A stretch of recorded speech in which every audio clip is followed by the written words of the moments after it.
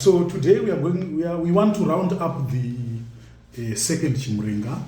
I think I had already given you a hint that the whites were losing, or they had already lost the war, right? Mm-hmm. Because that's why we had sort of an arrangement which was made. It was a fake arrangement. I think the Zimbabwe Rhodesia was not even recognized then. So the syllabus is asking us to assess the impact of the second Chimurenga on Africans. Like the ultimate goal is the Africans got their independence, right? They got their independence. That's the ultimate goal. So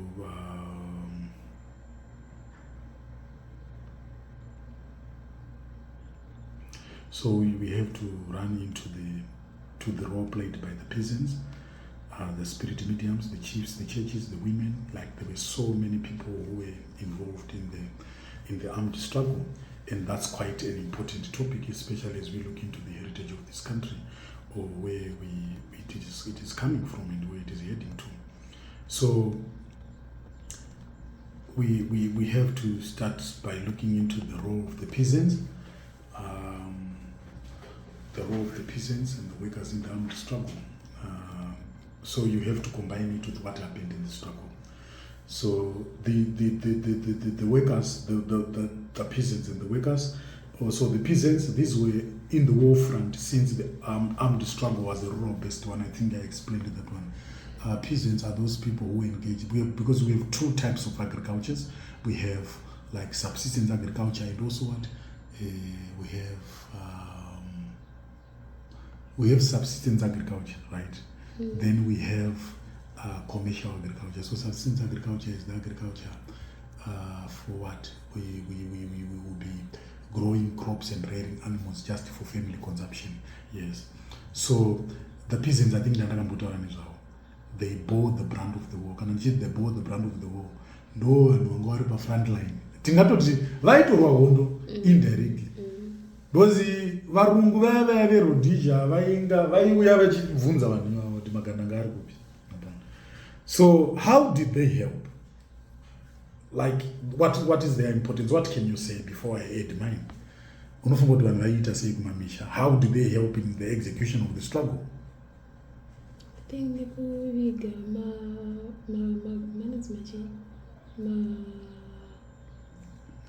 vairwa vacho. Right, so like it means they had what we call intelligent information, right? Mm-hmm. On settler movements and locations. They even provided logistics and essential cover. So there's this statement by Mao Zedong, one of the Chinese revolutionary leaders. He says the masses are the water and the guerrillas the fish. So the guerrillas were the fighters, then the masses are the what? The water, right? The guerrillas were the fish, then the masses were the water. So it means the guerrillas were very important because the fish cannot survive without the water. So in other words, muhondo mapeasants akatokosha zvisingaiti. Because the fish inokwanisa ngodzira apa but kana isiri mvura apana zvazvinoreva. Which means the peasants were very important. They provided food, they provided shelter for the settler forces, and like I said, the fish cannot live or survive without the water. So this underscored the critical role of the peasants in the struggle. So the young men called Mjiba and the young ladies called Chibgidos carried supplies to and from bases within Zimbabwe and in neighboring Mozambique and Zambia. Vaitobatsiridza. Vamwe vanhu zvandiri kutaura kuti vanhu pandaitaura example yekuti vanhu vaitiza, vana vechikoro vaitiza. Vaitozopfuura nemamisha even kunana nyanga kunana vari vamwe vanoenda nechekumusoro. So vanhu veikokoko vaito zvangofanira na border eastern border areas ndizvo. Eastern border areas, all the eastern border areas kumwe kwacho kumamisha.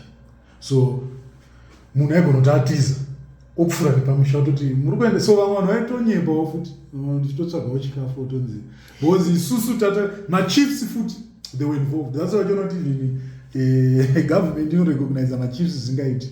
Haisi nyaya yekuti machiefs angori papa, they have a history in the armed struggle. They played a big role, and I know that the chieftainship is hereditary. kuti pamwe ari kutonga apa muzukuru but sekuru asekuru ndo vanhu vaibatsirawo nambuya nehanda nana ndosaka uchiona the government haisi nyaya yekungoti kungopa machiefs aya mota dzekungoti vanakirwe no vanenge vachitorecognize kuti vanhu ava pane marole avakaplaya especially in the armed struggle because machief ndiwo aitoudza vanhu kuti magerilla akasvika ganda ngaridye derere mupapei vabikirei vaite sei the chiefs played such a big role so some peasants like they faced a lot of hardship too ndizo so mapeasants imondo mamunaona mujibwa nana chimbwedo they carried supplies to and from bases within Zimbabwe and neighboring Mozambique and Zambia. So they were also the ears and eyes of the guerrillas. So zvinhu zvavo mamovements avo ari very quick. Paito mazuva acho kwakusati kwane mafoni neWhatsApp but nyuzi dzaifamba. Paito futi nevatengesi uri mutengesi wairohwa zvinhu waifrohwa kusvika wafa. So zvavaiita paitounzwa information kuti vana mukoma izvozvizvo vari kunorwa kwakati but vachapfuura nepanapa na 6 o'clock uchivinzwa namamhanana ari kumamisha iko vakutotanga kutouraya majongwe nechichi vakomana vachingosvika nedoro remudzepeteri yavakutomwa pakutoimbwa paiitwa futi anonzi mapungwe anomaziva paiitwa mapungwe kuti pairohwa dzimbodzi ende vanhu vekare vaiimba Zimbabwe zvombona mamwe mavhidhiyo echimurenga anotidakidza so by that role, the peasants suffered many hardships, such as brutality of government agents, collecting fines for not reporting the guerrillas, like Pambacho, Vagasarowa, vainzi vaibhadhariswa mafaini kuti and fine yacho yakunonzi tipe mombe dzese idzomufana tipe mombe so they were extremely tortured from harboring the enemy. There were curfews. There was imprisonment for supporting the guerrillas and being put in protected villages, and many lost their lives in enemy attacks and bombings of guerrilla bases.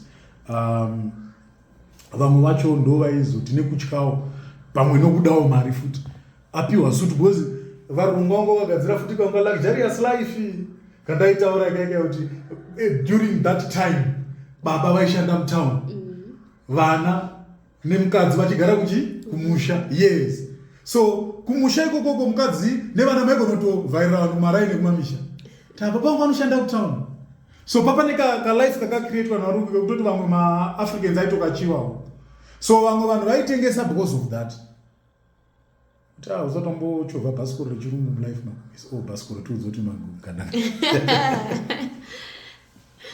so there were also workers and most of the workers they were working in what in towns because magerilla ivaya vaigara musango vaidawo radio chaidzo dzekunzwa because vanenge vachida kuteerera news because panews panotaurwa kuti because which the media was controlled by the Rhodesian government so vaida kugara vachinzwa information so mamwe mabusinessmen nemamwe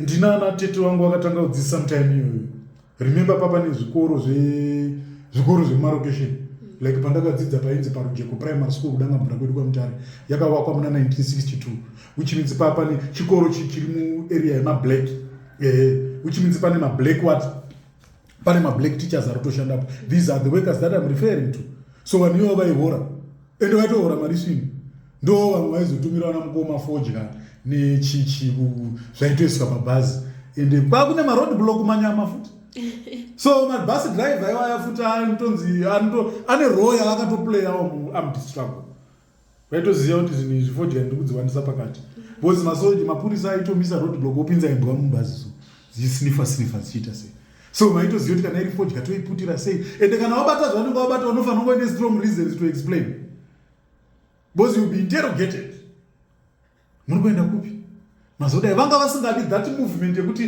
vamwe vanhu vari kuenda kumamisha nechi kubva panapa kusvika kumhondoroko paigotoita kana 10 maroad block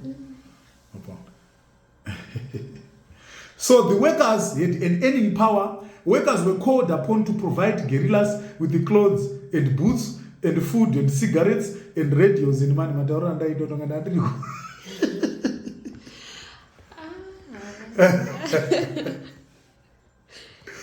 ndakangozvarwa 1994 kuti zvakaitika about 50 years ago. So they also provided transport ndizvo. My workers, the teachers, the nurses, the agritechs officials used their cars to ferry guerrilla supplies to designated areas. But in towns which were tightly controlled and policed, it was difficult to organize resistance. However, many individual workers helped by transporting guerrillas who came to urban areas disguised as what? As civilians. So mama guerrilla right on go to Garam Sango. So sometimes mzoacho aigonozvinyika mujiki. Nyasokesa. Ubaisa ziti 5 liters ziteke jire omo onyatsogeza ubachena because Garam Sango no go to Garam Sango. So I buy disguise. Mzoacho barwa suit barwa smart. So many urban workers still had contact with their families in the rural areas and helped by sending money, food, clothes and other items to the guerrillas. However, the struggle could not have been won by the masses alone without the guerrillas themselves. We also have to appreciate the guerrillas because they also played a role. Then they are what we call the frontline states. They are what we call the frontline states. Like we have to evaluate the roles of the international community in the armed struggle in Zimbabwe, like the types of assistance ranged from military training, the provisions of arms of war, the providing shelter for Zimbabwean refuge, to the provision of food, medical supplies such as bandages and medicines. So Papanema countries, communist countries like China, like Cuba, like Tanzania, Egypt, they helped us. They even harbored Zimbabwean refugee camps in their own countries. Yes. Because Banana it is Zimbabwe. So why is as refugees, So Zanla forces were trained mostly in Tanzania, Mozambique and China. Kuna nakapiri ngozi, kuna na Morogoro.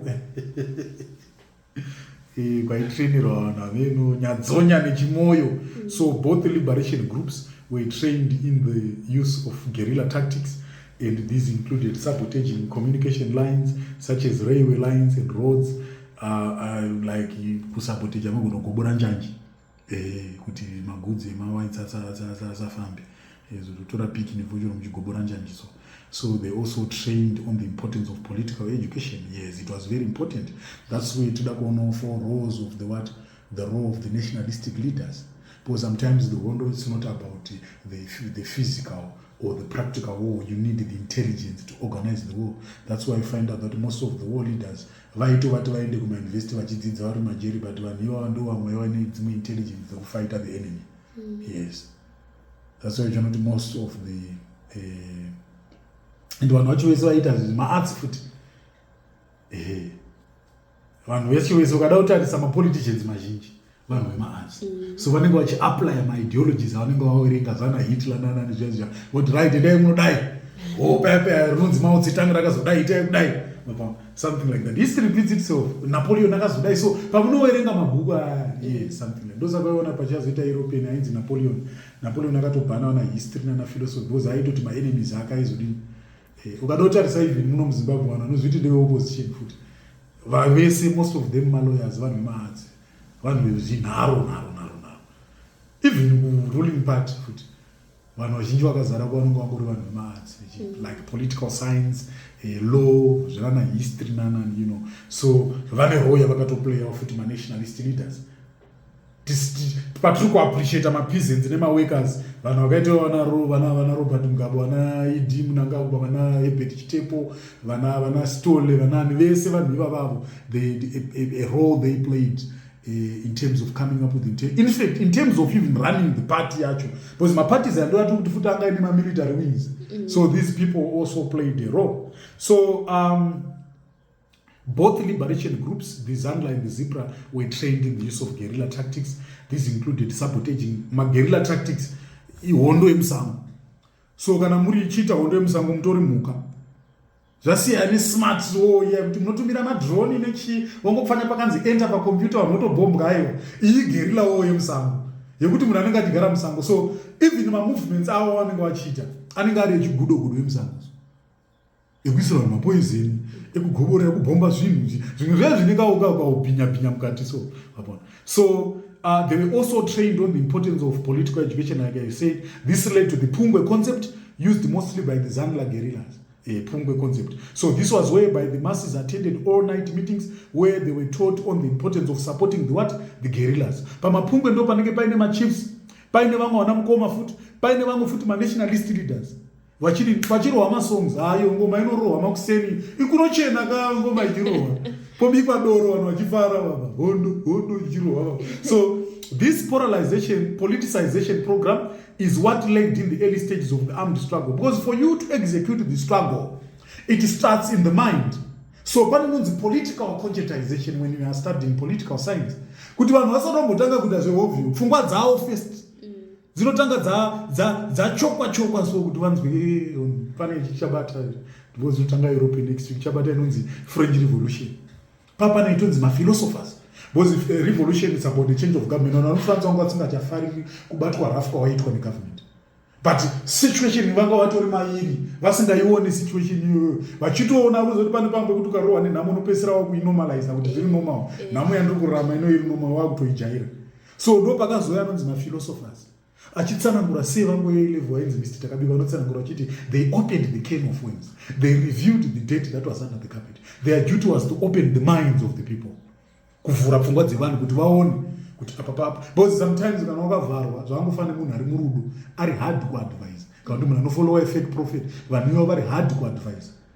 Vanotoda munhu anototraya kuti chamarwona apa yepfuchidza ingongoni haioni. Because kuna vamwe vanhu vanga accept kuti isusu tinongotongwa nevarungu, hapana zvichachinja, ivo varungu vakauya muna1890.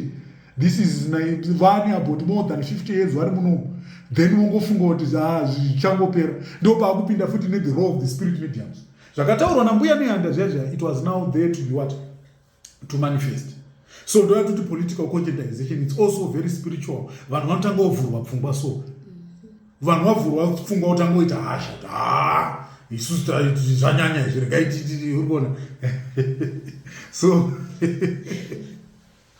you know, so zvangofanira munhu ari mulove kuti haazvioni kuti unoona kuti anogona kurohwa mangwana orohwa futi mangwana orohwa baba tadiwa ndovada murumukadzi murume wangu fisi yakazvimba ziso rakadai baba tadiwa murume wangu so upon so it's hard to so panoda conscientization yekutoti ndosaka kuna pano masangano anomirira kodzero dzevakadzi kuna na different units nana zita rapi ndizvo vanenge vachionesa munhu kuti situation iri toxic murume wenyu tangomusunga ombokansela votaurira nevanhu kuonesa nekugadzirisa maissues because once you continue to live in that toxic situation unofa wakada unogona kuzongofa futi pakurohwa paipe abhone zisimbi wobati zi right. So like the politicization program, like I said, so as we round up, we find out that therefore an overall assessment of those who contributed to the success of the armed struggle in Zimbabwe is a must, is a necessity, even including the above mentioned countries. So in addition, let us not also forget the United Nations food. United Nations agencies like UNHCR, which takes care of refugees, they also played a big part. Like the food health chakadaro here, nana world health food nana UNESCO. UNESCO they even provided education to refugee camps there.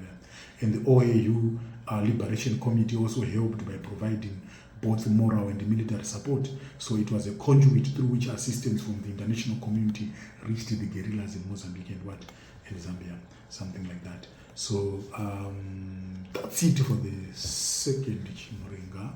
We are done. Tomorrow we are going to look into the Lancaster House conference. Right. Tichiona kuti makataura kuti then toziva kuti history paper 1 yapera. From Monday next week